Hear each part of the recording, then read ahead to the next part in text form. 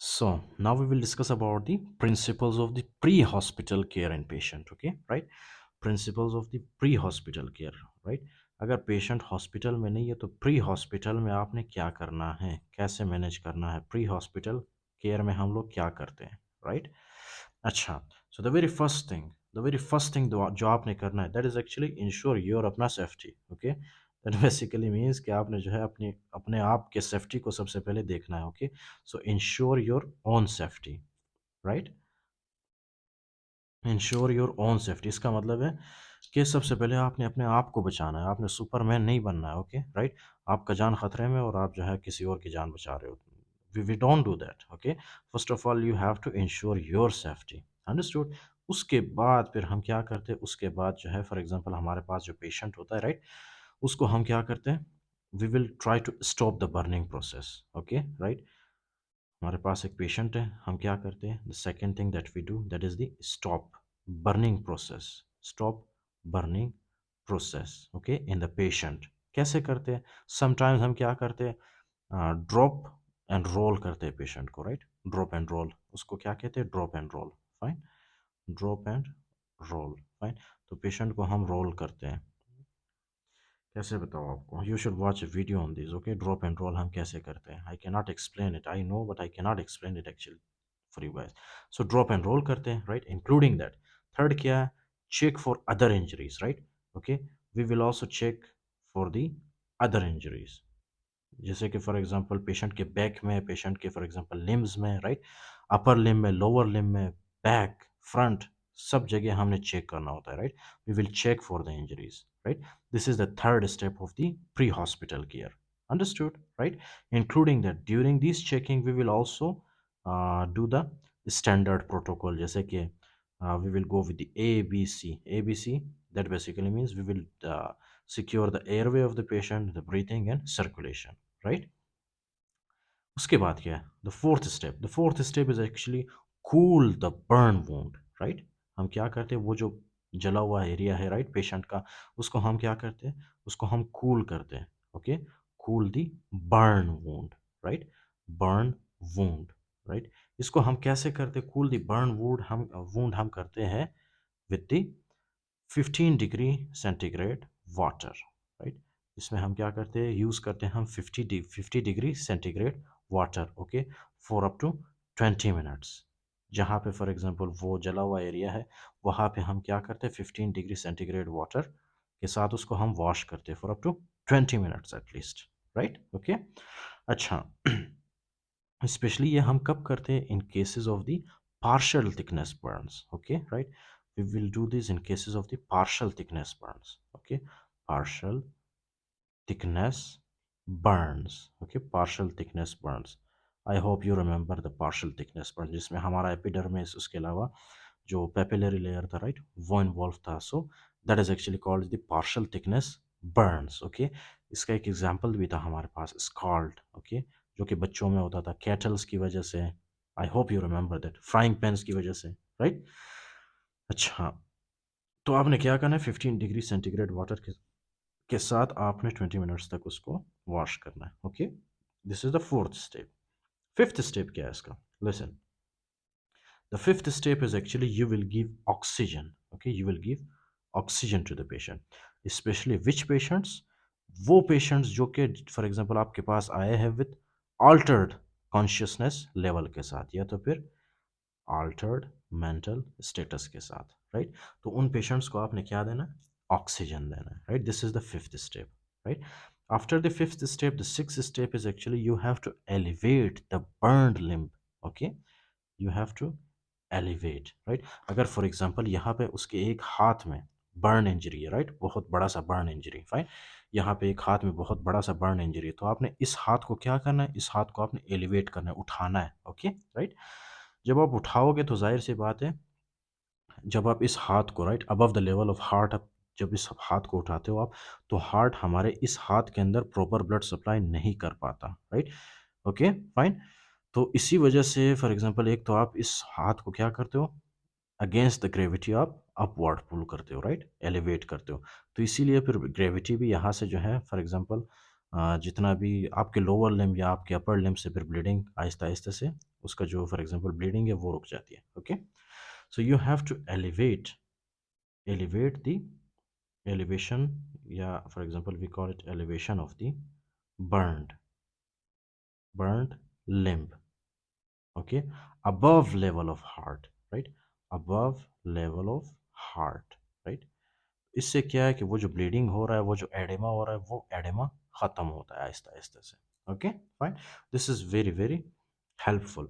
Seventh क्या है, seventh में आपने जो है पेशेंट को क्या देना है, एनाल्जेसिया देना है, राइट, एनाल्जेसिया, क्योंकि पेशेंट को अच्छा खासा पेन होता है इसमें, तो इसीलिए पेन को कम करने के लिए आप क्या देते हो, analgesia to the patient. Okay right. अच्छा, तो ये है प्री हॉस्पिटल केयर, राइट। उसके बाद आता है आपका हॉस्पिटल केयर। अब हॉस्पिटल केयर में आप क्या करते हो, listen very carefully, this is the hospital care now, right, we will discuss about the hospital care. Hospital care में सबसे मोस्ट इंपॉर्टेंट पॉइंट्स जो आपने याद रखने, that is the ABCDEF, okay. The very first one is A stands for what, A stands for the airway, okay. सबसे पहले आपने क्या करना है, एयरवे को सिक्योर करना है, right, airway secure, right? The next is actually the B. B stands for the breathing and ventilation, right? That basically means कि आपने breathing को secure करना है, fine. C stands for the circulation. तो patient का जो circulation है आपने उसको ठीक करना है। The next is D. D stands for actually the disability. आपने disability check करना होता है, okay?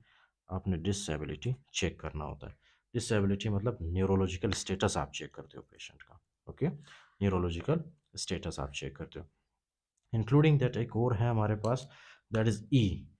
ई में क्या है, listen very carefully, this is interesting. Okay, E में है इन्वायरमेंटल, ओके, इन्वायरमेंटल एक्सपोजर कहते हैं इसको, ओके।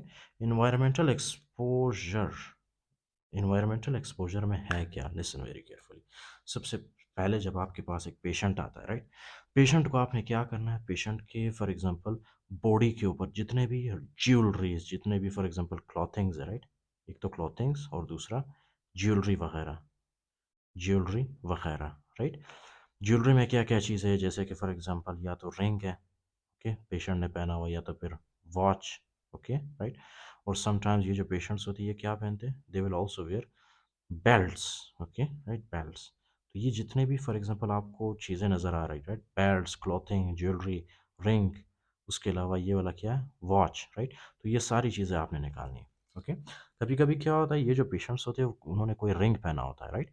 रिंग पहनने की वजह से क्या होता है इन पेशेंट्स के अंदर, जब फॉर एग्जांपल एडेमा डेवलप होता है, वो एडेमा क्या होता है, वो एडेमा यहाँ पे भी डेवलप होता है, वो एडेमा यहाँ पे भी डेवलप होता है, राइट।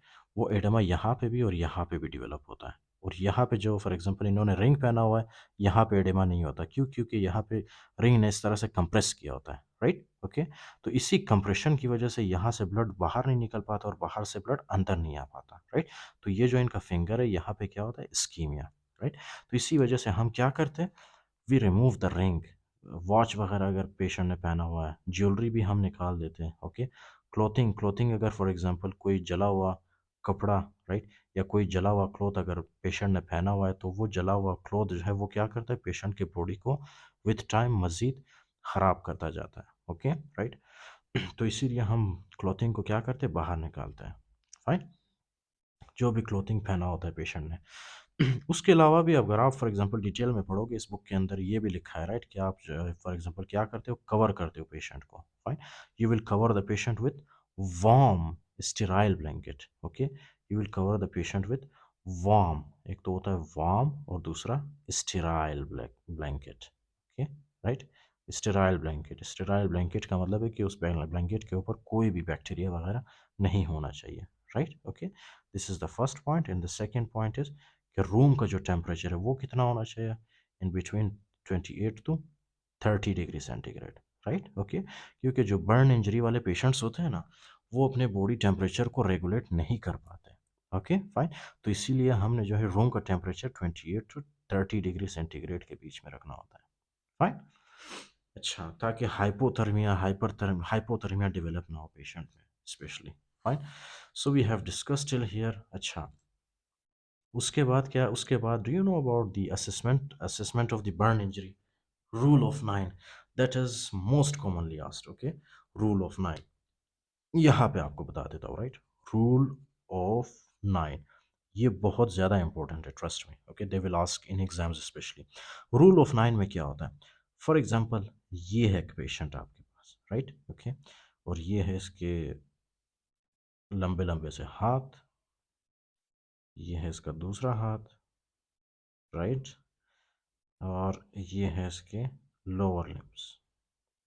Understood, right? अच्छा, इसका मतलब ये है ना, रूल ऑफ 9 हमें कैसे डिसाइड करना होता है? ये है आपके पास पेशेंट का फेस, राइट, ओके। अगर पेशेंट के फेस में अगर कोई फॉर एग्जांपल बर्न हो, राइट, तो उसको आपने कितना देना है? 4.5%, ओके, 4.5%। इसी तरह से अगर पेशेंट के स्काल्प के ऊपर भी अगर बर्न हो तो उसको भी हमने कितना देना है? 4.5%, राइट, ओके। तो ओवरऑल ये दोनों मिलके कितना बनाते हैं? 9% हमारे पास। Understood, okay. इसी तरह से अगर फॉर एग्जांपल, ज़्यादा डीप नहीं जाऊंगा, ओके। इसी तरह से अगर फॉर एग्जांपल ये पेशेंट के चेस्ट और एब्डोमेन के ऊपर अगर बर्न इंजरी आपको मिले, राइट, तो उस वक्त आपने कितना स्कोर देना है पेशेंट को? 18%, राइट। इसी तरह से अगर आपको पेशेंट के लोअर बैक में और अपर बैक में आपको बर्न के साइंस मिले, राइट, बर्न इंजरी मिले, तो आपने कितना देना है? Back back of the patient को आपने कितना देना है? Upper back and lower back को आपने देना है 18%, राइट, ओके। इसी तरह से ये जो पेशेंट के लिम्स होते हैं, इसको भी आपने 9%, इस लिम्ब को भी आपने 9% देना है, ओके।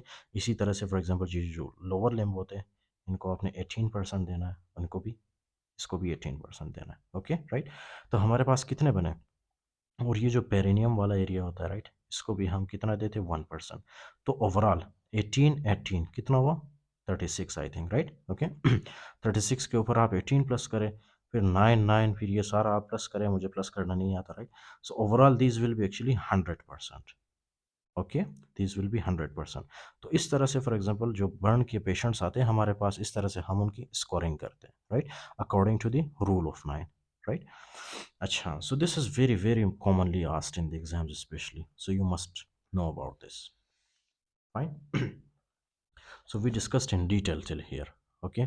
अच्छा, अब क्या है कि फॉर एग्जांपल ये जो पेशेंट्स आते हैं आपके पास, I will discuss the fluid resuscitation in the next lecture, okay, कि इनको फॉर एग्जांपल मैनेज कैसे करना है।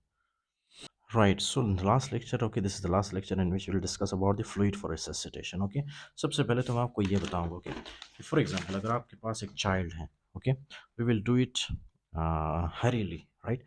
अगर आपके पास फॉर एग्जांपल एक चाइल्ड है, चाइल्ड में क्या है कि अगर चाइल्ड के अंदर more than 10%, okay, more than 10% total body surface area में अगर बर्न है, right, so in that case आपने क्या करना है? आपने पेशेंट को जो है, इस चाइल्ड को आपने क्या करना होता है? You have to give IV fluid, okay, IV fluid, IV fluid to this child, okay. और आईवी फ्लूइड ऑफ रिससिटेशन इस चिल्ड्रन के अंदर क्या है हमारे पास? That is actually dextrose solution, okay, that is the dextrose solution. Understood? इसी तरह से फॉर एग्जांपल हमारे पास जब एडल्ट्स आते हैं, राइट, एडल्ट्स के केस में हम क्या करते हैं?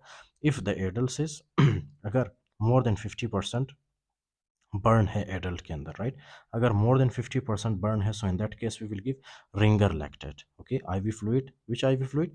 Ringer lactate solution, okay, Ringer lactate solution. Understood, okay. So you have to remember, in adults हम क्या देते हैं? रिंगर लैक्टेट, चिल्ड्रन में डेक्सट्रोज सॉल्यूशन, राइट। अच्छा, रिंगर लैक्टेट हम वैसे हाइपोवोलीमिया की पेशेंट्स में भी देते हैं, ओके। अच्छा, उसके बाद क्या? the most important thing that you have to see, that is the actually Parkland formula, okay, that is the Parkland formula, right? Parkland formula क्या? listen very carefully, इसका मतलब ये है ना, ये क्या है हमारे पास? this is the Parkland formula, 4 ml multiply by total body surface area multiply by body weight, okay, body weight in kgs, okay, right. इसका मतलब क्या है? लिसन वेरी केयरफुली, 4 ml को तो आप 4 ml ही लिखते हो, ओके, 4 ml को आप क्या लिखते हो? 4 ml, राइट। इसको मल्टीप्लाई करना है आपके पास किसके साथ? Total body surface area of burn के साथ, राइट। मतलब एक पेशेंट की बॉडी के ऊपर कितना बर्न हुआ है, राइट। और ये मोस्टली वो खुद हमें बताते हैं, ओके, जैसे कि फॉर एग्जाम्पल 30% जो बर्न है, that is 30%, okay, multiply by body weight. Mostly जो पेशेंट्स आते हैं 60 to 70% इस तरह के स्टडी में वो मेंशन करते हैं, okay. So let's take an example of the 70 kg man, okay, right. अब ये जो पेशेंट है हमारे पास, राइट, जब फॉर एग्जांपल इन सब को हम डिवाइड करते हैं तो हमारे पास क्या आंसर आता है? हमारे पास आंसर आता है 8400 ml, राइट। इसका मतलब है कि 8400 ml ऑफ द फ्लूइड हमने देना है पेशेंट को within 24 hour, okay, within 24 hours, understood, right.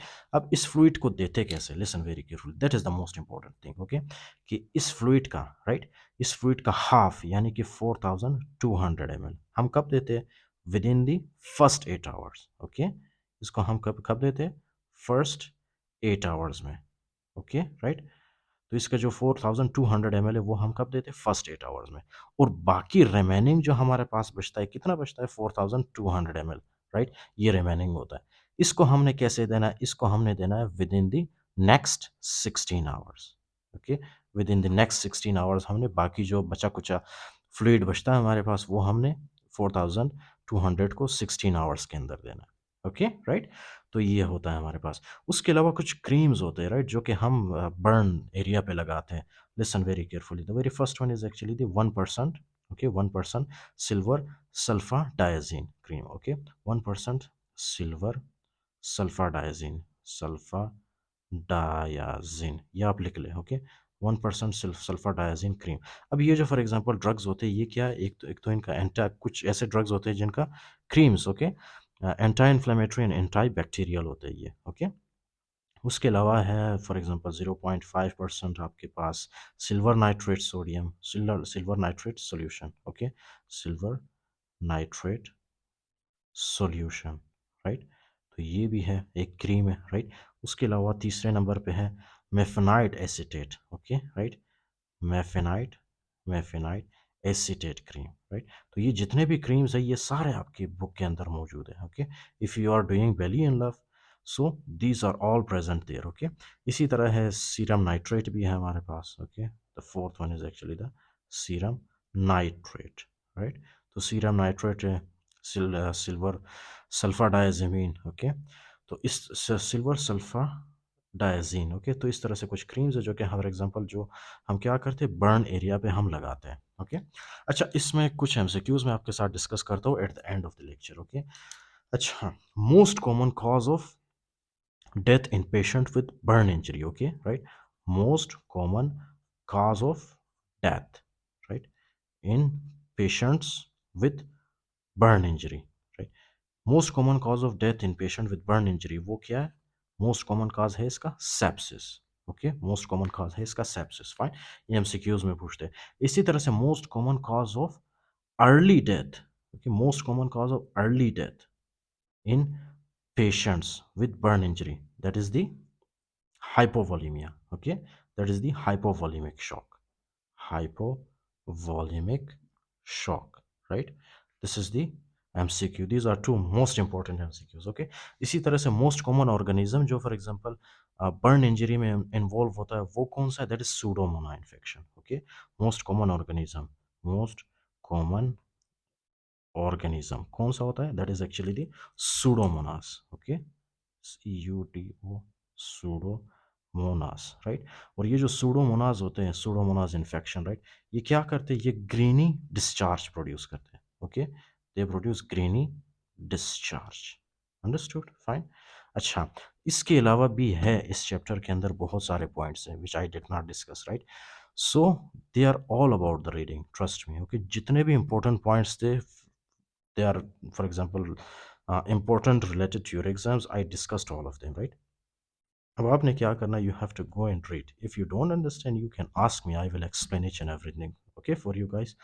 But you should go and you should read from Belly and Love, you should read, okay. Don't follow any other book, you should go with the Belly and Love only, right. This is the book which is internationally accepted, okay, in all countries of the world, right.